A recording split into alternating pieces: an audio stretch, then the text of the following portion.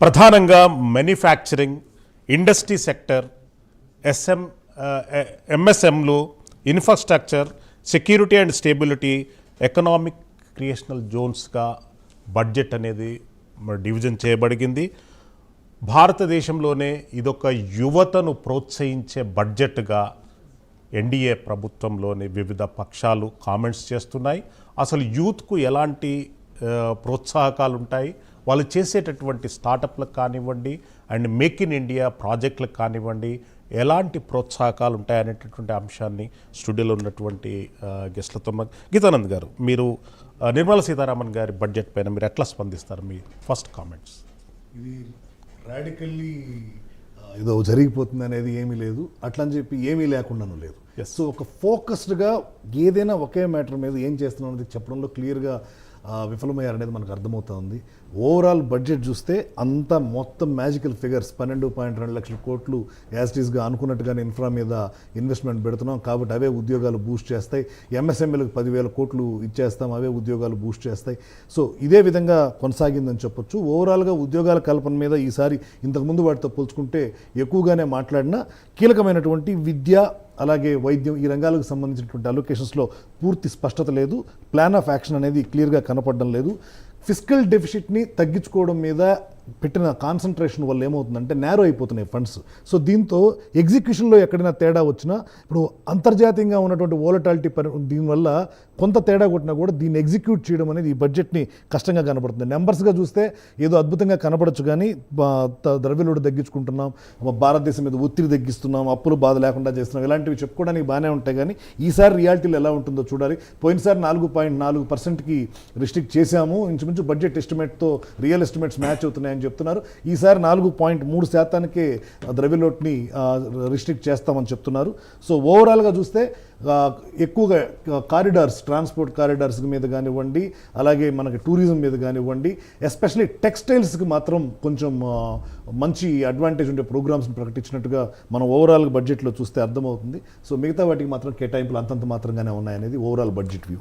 Yes Venkat గారు, మనం అనుకున్నట్టుగా డిఫెన్స్ అండ్ కమ్యూనికేషన్ గెజెట్స్ విభాగానికి ఎక్కువ ప్రాధాన్యత ఇస్తారని అనుకున్నాము. సెమీ కండక్టర్స్ అత్యధికంగా ప్రాధాన్యత ఇచ్చారు. మన హైదరాబాద్ వరల్డ్ సెమీ కండక్టర్స్కు ఒక హెడ్ క్వార్టర్గా కొనసాగుతుంది. హైదరాబాద్, తెలంగాణకు ఎన్నో ప్రాజెక్టులు వచ్చేటటువంటి అవకాశాలు ఉన్నాయి. దానిపైన మిస్పిల్లారు. అవునండి, ఇందులో సెమీ కండక్టర్స్కి దాదాపు 40,000 కోట్ల రూపాయలని ప్రకటించారు. సెమీ కండక్టర్ 2.0 మిషన్ కూడా ప్రకటించారు.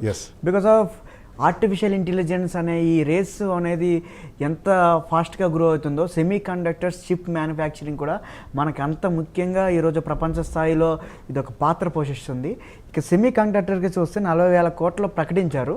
బట్ ఇప్పటికే దానికన్నా ముందే మనకి 3 months బ్యాక్ 4 హబ్స్ కూడా ప్రకటించారు. వాటిని ఎలాగ దీన్ని మేనేజ్ చేస్తారనేది కూడా మనం చూడాలి.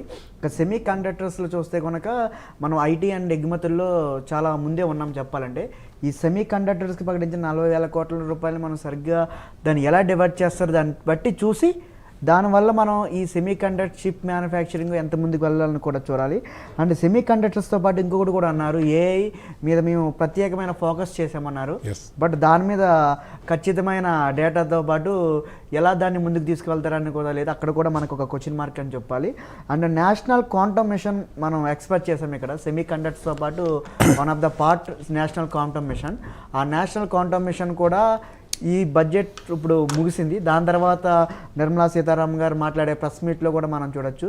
ఇంకా ఏరోస్పేస్ అండ్ డిఫెన్స్ మ్యానుఫ్యాక్చరింగ్లో చూస్తే కనుక ఎవరైతే విడి భాగాల తయారీలో అక్కడ కొంత ఉపశమనం అనేది చెప్పాలి. నిజంగా చెప్పాలంటే రీసెంట్లీ మనం చూసుకున్నట్టే కదా, ఏవియేషన్ సెక్టార్లో రీసెంట్గా మన వింగ్స్ ఇండియాలో జరిగిన హైదరాబాద్లో జరిగిన వింగ్స్ ఇండియాలో కూడా 2-3 కంపెనీస్ ఓన్గా ఎయిర్ క్యారియర్స్ని మ్యానుఫ్యాక్చరింగ్ చేయడానికి కూడా ఆసక్తి చూపిస్తున్నాయి.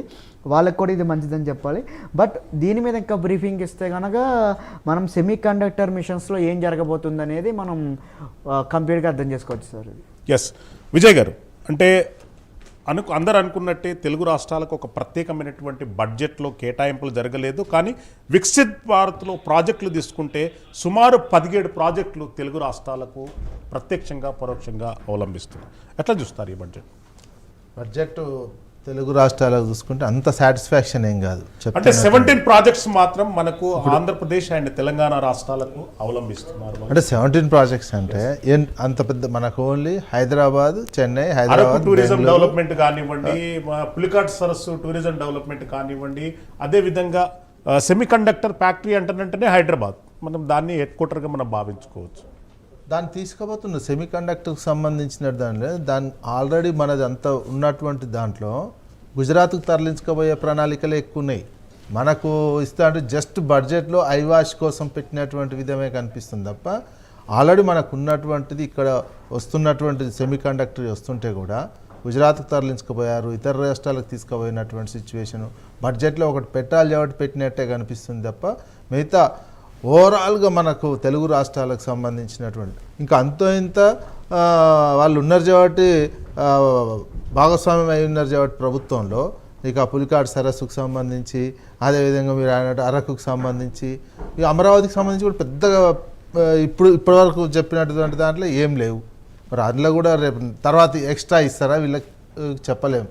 అటువంటి పరిస్థితులు. ఇక తెలంగాణకైతే మొత్తం ఏం లేదు. ఇక పేరు హైదరాబాదు ఒక డబ్బు ఇస్తుంది, ఇది ఉంది కాబట్టి హైదరాబాద్ పేరు హై స్పీడ్ ట్రైన్ ఉండాలి కాబట్టి పెట్టకపోతే ఇంక మరింత అబాస్ పాలు అవుతాం అనేటట్టు పెట్టారు.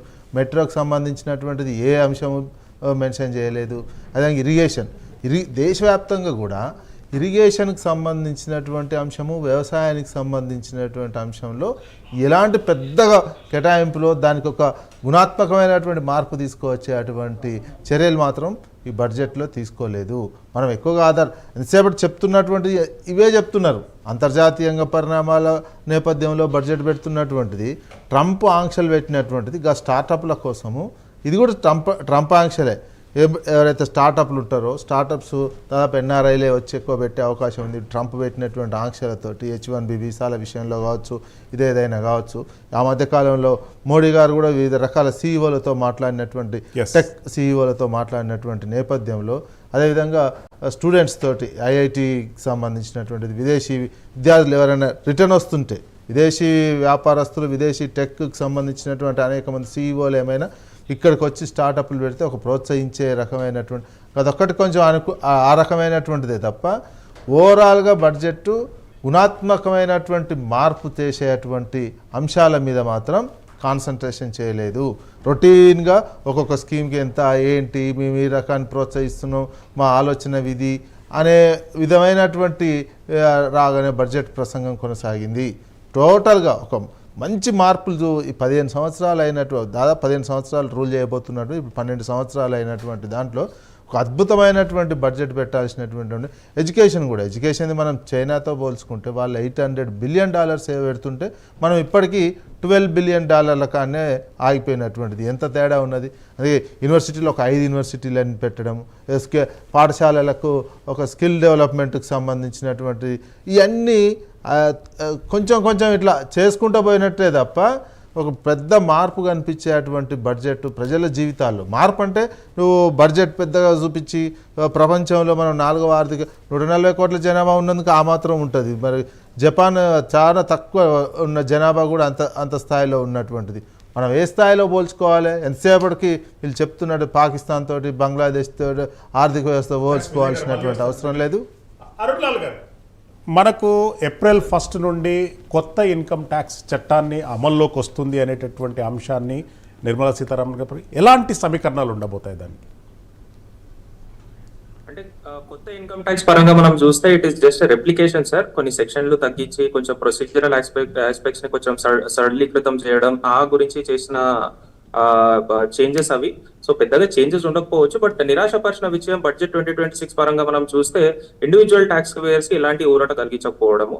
ఎందుకంటే ఇక్కడ లాస్ట్ ఇయర్ మనకు 12 లక్షల వరకు ట్యాక్స్ ఎగ్జంప్షన్ పెంచడం అది వెల్కమ్ మూవే. కానీ ఇంకా ఎక్స్పెక్టేషన్ చేసింది ఏంటంటే మనకు స్టాండర్డ్ డిడక్షన్ పెంచడం కానీ, న్యూ ట్యాక్స్ రెజ్యూమ్ లో కొన్ని డిడక్షన్స్ ఇంకా అలౌ చేయడం కానీ చేస్తారని చాలా హోప్ఫుల్ గా ఉన్నారు ఇండివిజువల్ ట్యాక్స్ పేయర్స్. కానీ వేతన జీవులో కానీ వాళ్ళ చిరు వ్యాపారస్తులో కానీ పెద్దగా మార్పు చేర్పులు చేయలేదు. ఈ పైగా కొన్ని టీసీఎస్ ప్రొవిజన్స్, టీడీఎస్ ప్రొవిజన్స్ లో కొన్ని సరళీకృతం చేసి కొంచెం ట్యాక్స్ రేట్లు తగ్గించడం అవన్నీ చేశారు. కానీ గ్రౌండ్ లెవెల్లో ఎంతమందికి ఉపయోగపడుతుంది ఇవన్నీ, మనకు ఎంతమంది ఫారిన్ ట్రిప్లకు వెళ్తారు, ఎంతమంది ఆ టీసీఎస్ తగ్గించిన రేట్ ని ఎంతమంది బెనిఫిట్ అవుతారు అనేది కొంచెం చూడాల్సిన విషయమే. So overall from an individual tax payer budget stand point కనుక మనం చూస్తే ఇట్ ఈస్ కొంచెం నెగటివ్ బడ్జెట్. ఎస్, ఈ కొత్త ఇన్కమ్ ట్యాక్స్ యాక్ట్ పరంగా మనం చూస్తే ఆ ప్రొసీజర్ రిక్వైర్మెంట్ కొంచెం సరళీకృతం చేసి కొంచెం ప్రాసిక్యూషన్ మెజర్స్ కొంచెం తగ్గిస్తామని చెప్పారు. కొన్ని ఒఫెన్సెస్ డీక్రిమినలైజ్ చేస్తామని చెప్పారు. ఇంకా ఇంపార్టెంట్లీ లిటిగేషన్ కాంట్రవర్సీస్ కూడా తగ్గిస్తామని చెప్తున్నారు. సో నెక్స్ట్ 1 year లో ఇవన్నీ ఎట్లా అప్లై అయ్యి ఎలా బెనిఫిట్ చేకూరుస్తుంది అనేది మనం చూడాలి. కానీ overall it is average budget from an individual tax payer stand point.